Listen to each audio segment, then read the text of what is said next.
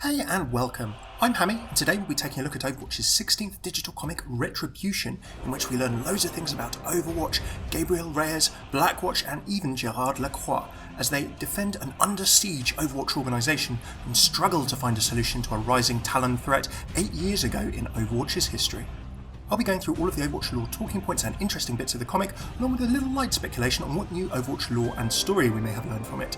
Suffice to say, this contains massive spoilers for the Overwatch Retribution event and the comic. The link for the comic is in the description below if you haven't read it already, or head to comic.playoverwatch.com. Please read it first, then come back to this video to let me know your thoughts and see what I think.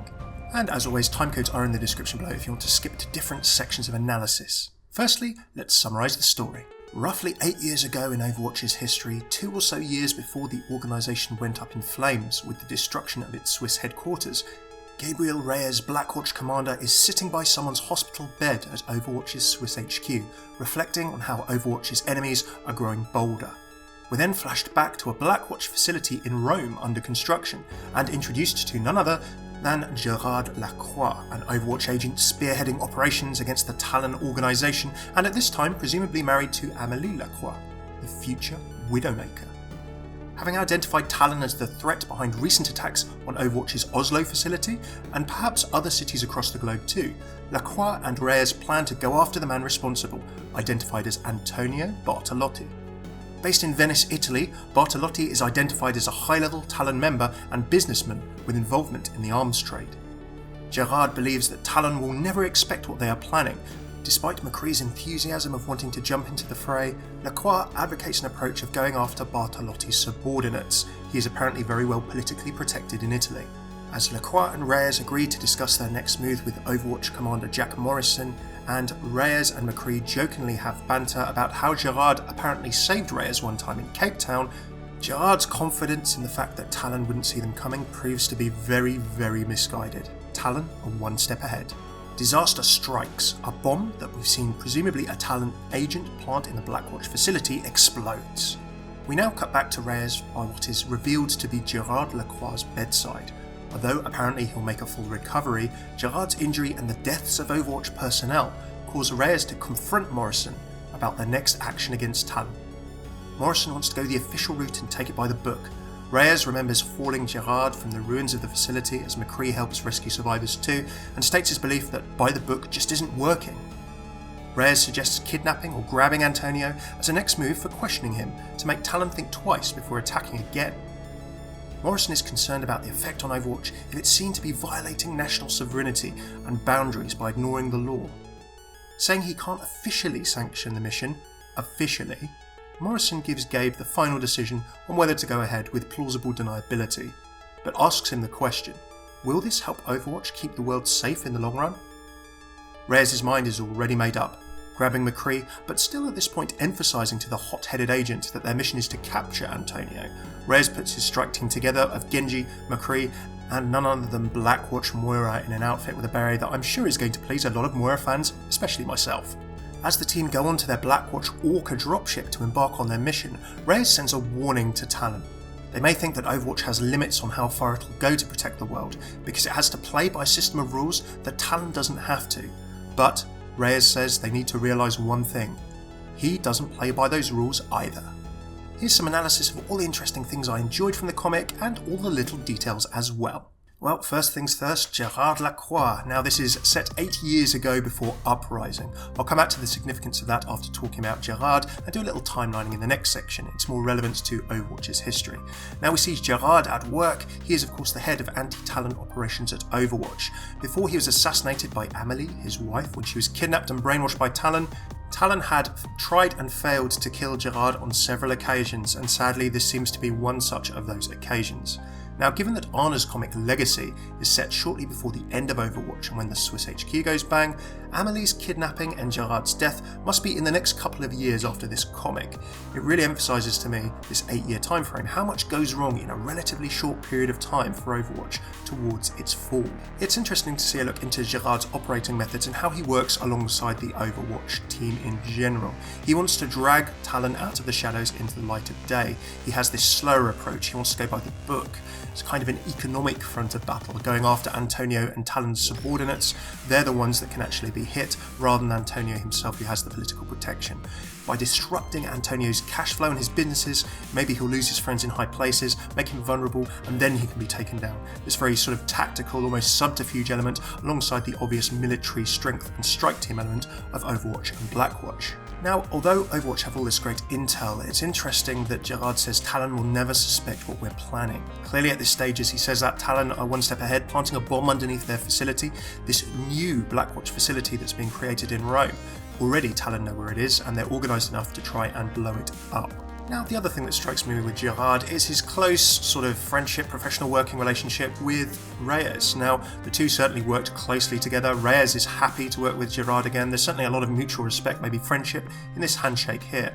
Also, the little story of Gerard saving Reyes in Cape Town, South Africa, whatever Reyes was doing there at the time, is an interesting one. Gerard, as well as taking this other approach in tackling Talon, clearly has some capability in the field as well.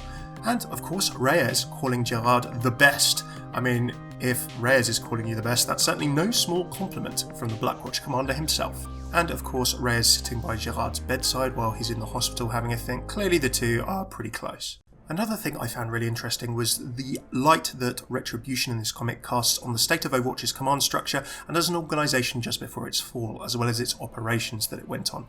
Now, here we see Morrison and Reyes working together, Lacroix working with the two also. This is by no means a renegade Reyes off doing all kinds of things on his own.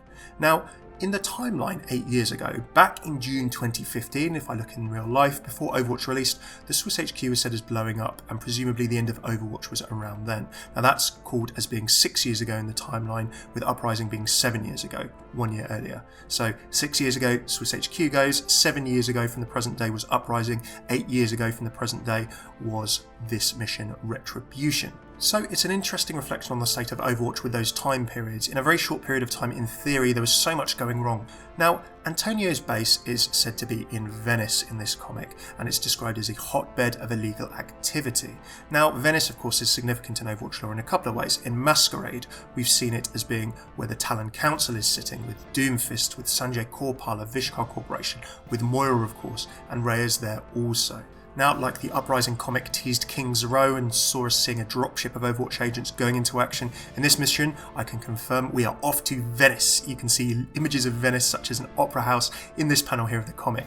Now, there is, of course, another mention of Venice in Overwatch lore, the Venice Incident. Now, that's in Moira's bio. She was, of course, a controversial scientist, and her employment with Overwatch, well, Blackwatch, was a closely guarded secret until it was uncovered during inquiries following the Venice Incident. Now, many high-ranking Overwatch officials at this point disavowed all knowledge of her affiliation with them. So, who knows? This could very well be that incident that we're going to find out about in the events of Retribution. On the state of Overwatch, this comic also gives more context as to how much pressure Overwatch was under, and therefore a bit of a different angle on their activities too. Now, previously, of course, we've only ever had the Atlas News version of events that painted a picture of an organisation in disarray, almost corrupt. There's two different citations, one in Fading Glory on the Trail of Jack Morrison blog, the other in the Overwatch is Back launch blog. 2 decades after Overwatch ended the crisis and saved humanity, it was brought to its knees apparently by a series of shocking allegations. Negligence resulting in high-profile mission failures, corruption and mismanagement, weapons proliferation, human rights abuses and more. The other reference is about Blackwatch, stories of assassination, coercion, kidnapping, torture and worse, and also aggressive and repeated violations of many countries' sovereignty. Now, read on their own in the past, this is all we've had to go on, but with the knowledge of the Oslo attack and attacks on Overwatch around the world, we now have a different context to maybe why Morrison, why Reyes made some of these decisions. We do know, of course, that Overwatch was guilty of some of these crimes. They did violate countries' sovereignty by, for example, going in and acting without the permission of the British government in Uprising last year. But at least we know why this was happening now. There were difficult decisions being made, as the original Overwatch strike team ended the First Omnic crisis by resorting to more asymmetric guerrilla warfare rather than big, full-scale battles. So Talon here are taking the fight to Overwatch by changing the rules of the fight, and it seems that this might be a mission at this current time that only Blackwatch in a way is capable of doing. Okay, next, Talon, of course. Well, we see a bunch about their pre-Overwatch full kind of structure and operating methods. So, Antonio Bartalotti is introduced as a character. He is an influential businessman, high-level Talon member, presumably a council member of some kind, maybe a leading one. We don't actually quite know yet. Now, he's connected to arms smuggling, as shown by his bio. And even 8 years ago, we can see that Talon are a resourceful and bold organisation. They're able to strike Overwatch across the globe. They've already struck in Oslo, shown by the teaser blog released. And it's patently clear that they are working a very kind of guerrilla warfare type operation. As Reyes summarises it, they're not bound by the same rules as us. Now, one of their agents is actually able to infiltrate the Blackwatch Rome base to place this bomb. It's kind of a sophisticated show of Talon's reach and ability, that they've known where this fledgling base was being set up, or is it more of, at this stage, Overwatch being under attack, besieged on all sides, perhaps unable to screen or defend itself properly? Either way, this is an Overwatch kind of at the height of its powers a little bit, although it is under attack by Talon, and even though this is 8 years ago and Overwatch is in operation, we see the strength and ability of Talon here to cause problems in the world and for Overwatch. Now, after Overwatch was shut down, of course, we've seen Talon grow in strength until the present day of the timeline, where they can strike around the world at will, seemingly infiltrating foreign countries without any consequence, flying into the depths of Kings Row, raiding trains in Houston, Texas, and much, much more. This comic also gave some interesting insights into Blackwatch operations, how kind of Blackwatch worked as part of Overwatch, and Reyes' working relationship with Morrison. Now, when we have a look at Blackwatch, and particularly a bit about the character of McCree at this point, Reyes and McCree seem pretty close on joking, bantering terms. McCree is interested in Reyes being rescued, trying to prise this Gerard Cape Town story out of him in the comic. And we get a second Reaper shrug, of course, following up from the iconic first one in the Uprising comic last year that was so popular that it spawned a bit of a meme and also a Reaper shrug pose in-game. McCree's character here is interesting. He's pretty hot-headed. He immediately wants to jump in and go and visit Antonio. Of course, Venice is just around the corner from Rome. Gerard actually holds him back with the realities of Antonio's connections. Even when the mission goes ahead later, Reyes is still saying to McCree that Antonio is being brought in for questioning. Now, this is, let's not mince words, the illegal kidnapping of a civilian without the Italian government's authorization to operate in the area, but it's still not the stronger message that McCree would like to send with his peacekeeper. However, Reaper of course believes that when he sees what he's up against in the form of Genji, McCree and Moira, Antonio will change his mind, and hey, that's a pretty fearsome strike team. Last and by no means least, we get an insight into the character of Gabriel Reyes and how it's progressed and changed, and how it was before a lot of the stuff we've seen about him so far. Now, a year after this, just 1 year after this, in the Uprising comic from last year, we see a real difference in attitude between Reyes in Retribution and Reyes in Uprising. In Uprising, he seems a little bit more flippant, a little bit more not giving a damn. He says to Morrison, "You're the guy with the statue." He's certainly a lot less serious than he is here. In Retribution, Reyes is really happy to be working with Lacroix, and I get this vibe that his confidence in Lacroix's abilities and methods, Lacroix has pulled him out of trouble in Cape Town, South Africa.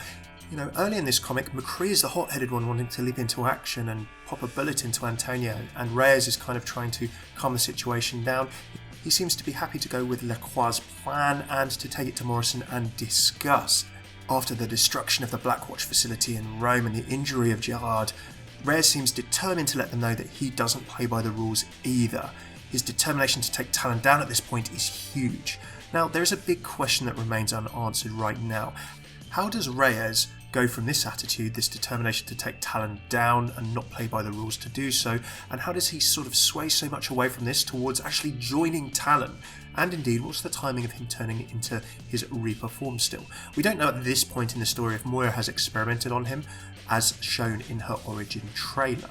After the explosion, Gerard being hospitalised, even though he will make a full recovery apparently, the experience of rescuing people from the flames in Rome and the sight of the coffins of the fallen outside Overwatch's Swiss HQ in lines clearly sparks this fire in Reyes.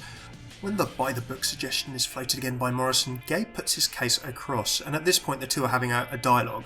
He's not going rogue. Morrison then gives him the opportunity to make the choice. He kind of gives it plausible deniability. He says, officially, I can't authorise this. But, calling him Gabe, he says, really, is this going to help Overwatch keep the world safe in the long term? And Reyes clearly decides that that is the case. Now, will it? Well, we will find out the answer to what form this retribution is going to take and how it goes in part of the Overwatch Archives event coming next week. If you're watching this at time of comic release, I've had the pleasure and honour of going to Blizzard to have a look at Retribution, and I really can't wait for you guys to see what's coming. You can, of course, check out the Overwatch League broadcast later on this Wednesday, the 4th of April, to see a little bit more, or you can, of course, just hit that subscribe button and get all of the latest updates on my channel when they go live.